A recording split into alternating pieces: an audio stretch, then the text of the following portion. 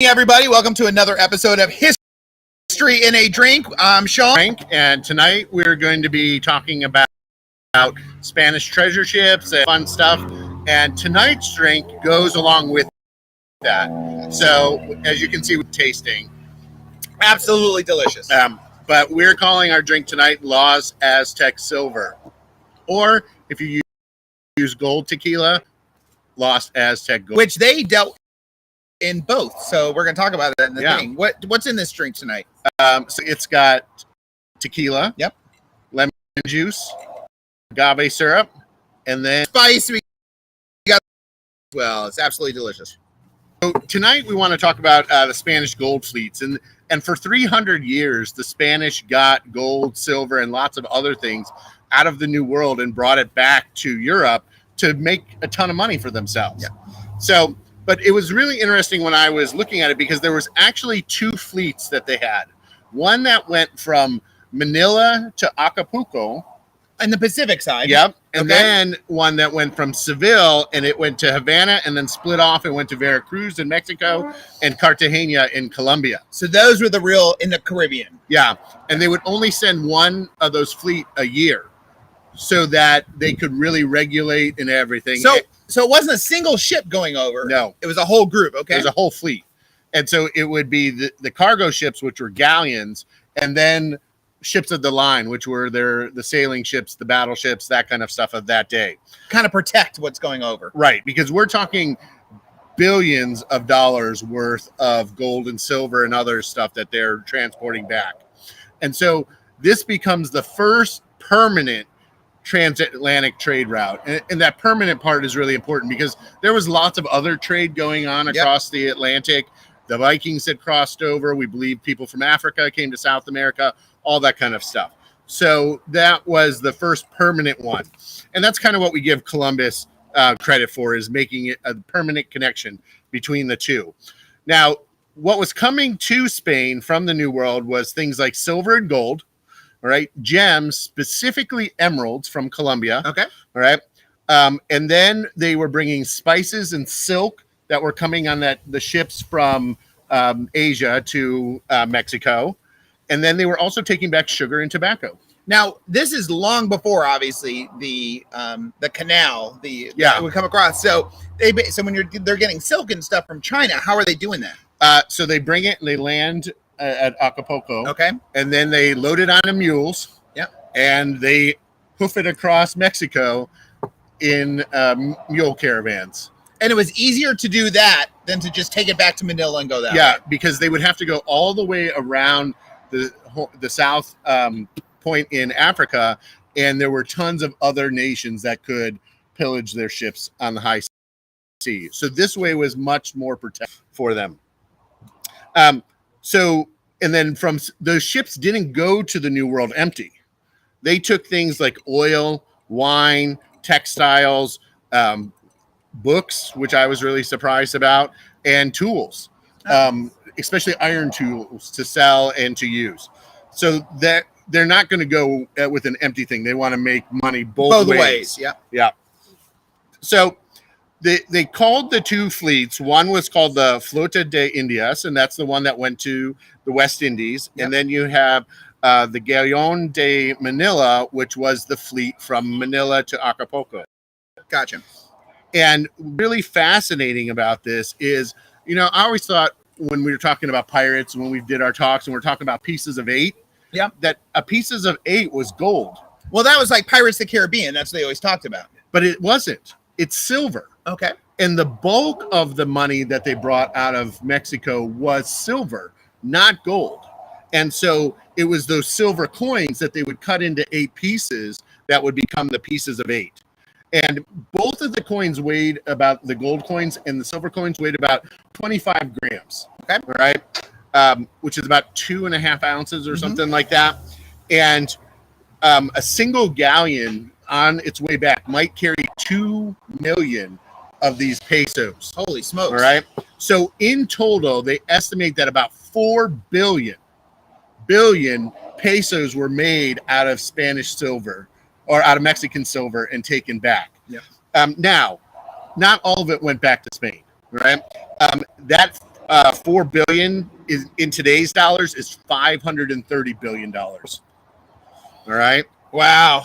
That's just silver. Yeah. Just in silver, not the Right? gold, Not not the the gold, emeralds, not and all everything that. else. So of the 4 billion, 2.5 billion went back to Spain. Okay. Of that 2.5 billion, 500 million of it was used in the trade routes across the land to Asia and Africa. Okay. Right. The other 1.5 billion, 650 million went on the trade route back from Acapulco to Manila to buy more goods and stuff like that. That would then work their way down that way. Yeah. And then 850 million of it stayed in the New World. And this is where those individuals in the New World who got rich really got rich from, was having that.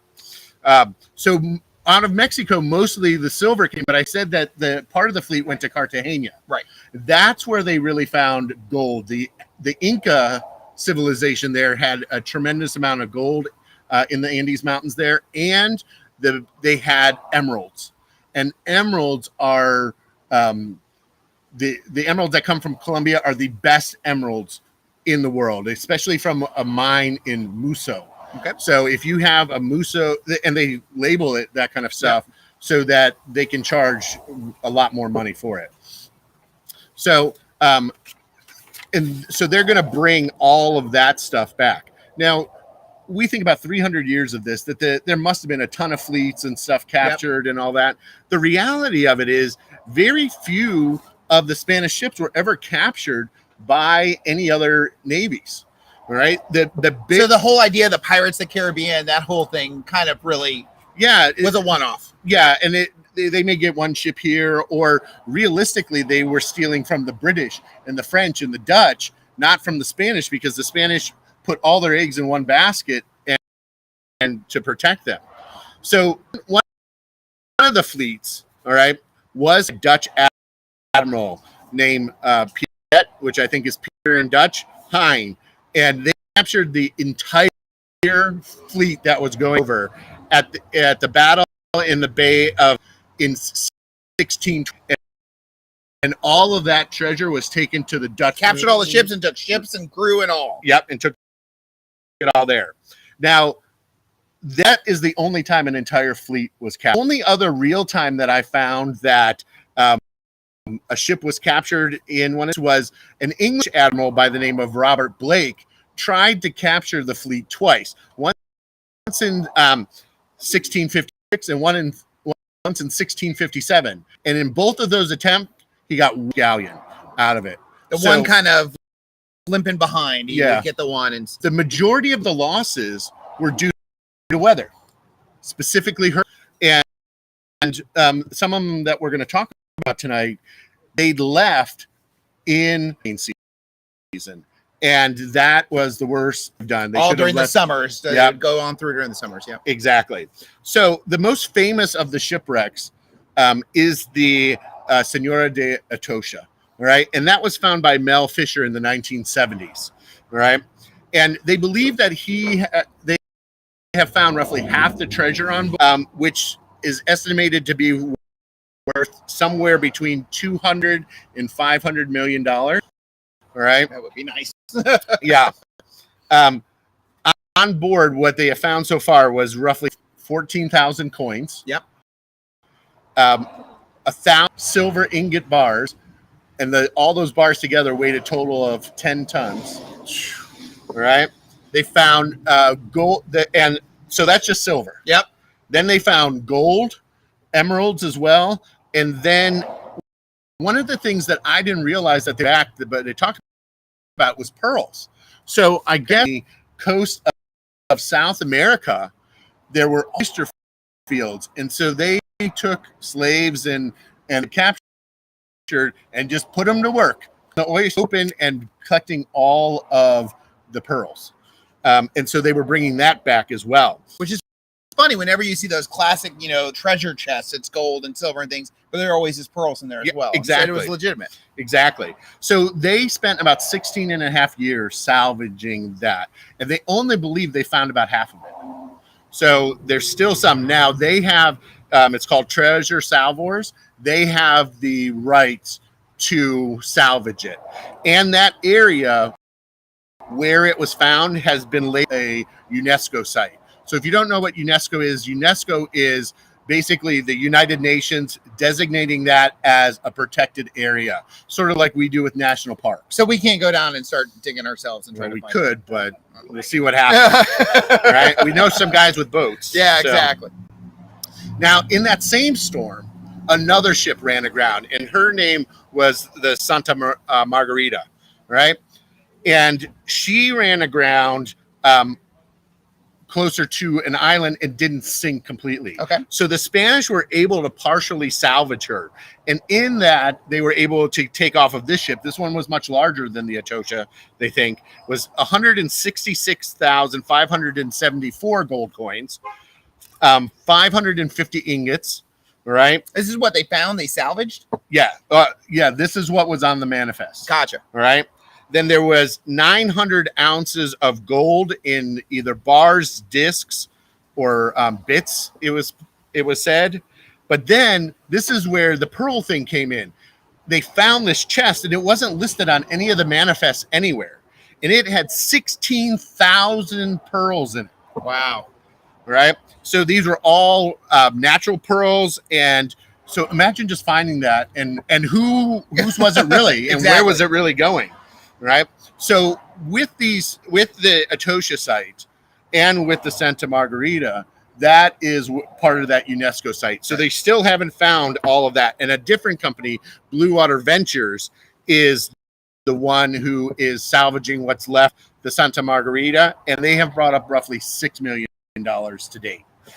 Now, if you're interested in this, there's 2 travel places that you can go to, and this is our travel tip for today. Yeah. So you can go down to the Mel Fisher Treasure Museum, which is in Sebastian, Florida, on Highway 1. Yep, right across the state there, because they've done a bunch over on the Atlantic coast as well. And then, or you could go to the Mel Fisher Maritime Heritage Museum in Key West. Yeah. All right. Now, I was looking at those, and I think that might be a road trip for the 2 of us. That would probably be a pretty because good I've one. also found there are a ton of tiki bars and other places that we could go right around there and do a little research and do a lot of drinking. Teach away. What did we find? Exactly. So that was one of the big wrecks that we know of. Then in 1750, there was another hurricane that hit the fleet as it was going past North Carolina. Okay. And 3 ships were run aground. And the one that is the most important was called the El Salvador. And it ran aground near Beaufort Inlet in North Carolina. Yep. And she was carrying 240,000 pesos. Cool. All right. 4 chests of gold and 16 chests of silver. And this treasure has never been found. So it's still out there. It's still available somewhere. Exactly. But 2 other ships in there, the Nuestra Senoras de Soledad and the Nuestra Senoras de Guadalupe, they both ran aground. The Soledad near Core Banks, North Carolina, and the Guadalupe near Occoquan, North Carolina. And they were able to salvage those ships and then take that gold and silver and stuff there. So those 2, we see the damage and what the hurricanes did, but they were able to salvage that. Mm-hmm. Also, in 1715, an entire fleet was lost to a hurricane. They don't know where. They believe it's somewhere between Cape Canaveral and Fort Pierce, Florida. So, and that kind of gives that area of the coast. And that's not just a single ship. That's an entire fleet. Right. And you hear every once in a while about somebody on the beach or in the water finding a random gold coin and stuff like that. Now, in that, 10 treasure ships were sunk. Over 1,000 people died in transit back, right? And they estimated that each of those ships had somewhere around $14 million in pesos. Sounds like a pretty good treasure hunt there. Let's get some shovels. Yeah, exactly. Yeah. All right. So, and so those were the big ones. And I'm sure that there are other ships that sank and stuff like that. But then I just looked at other shipwrecks in the Caribbean.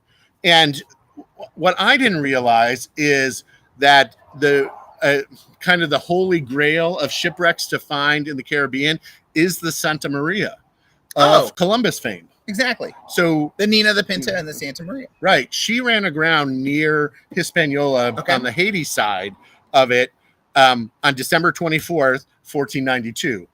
And they were able to salvage most of the stuff off of it. And they then went and traveled wherever, and they came back to it, and it was gone. So they don't know if a storm kind of pushed it off or whatever. So there's been people who have been searching for that as well, because that, realistically, if they found that, that would be another UNESCO site. I say more for historical value than even for treasure. Yeah, exactly. Yeah. So that is the other big one that we could go and look for in the Caribbean. But I was just really fascinated with the amount of gold and silver that they were taking out of the New World. And it leads to, especially like you said there, the other coast of Florida is known as the Treasure Coast. Yeah. We still, to this day, still hear people finding doubloons, finding stuff. It's interesting because when I was typing in to see what that area was called, I typed in the Gold Coast, because part of Florida is called the Gold Coast, but that is Miami, Fort Lauderdale, West Palm, which was different than the Treasure Coast, where we're actually finding the treasure. Exactly. So that was kind of an interesting thing as well. So, and that's directly across the strait from us. So we could just go on 70 East and go get some gold and silver. Exactly.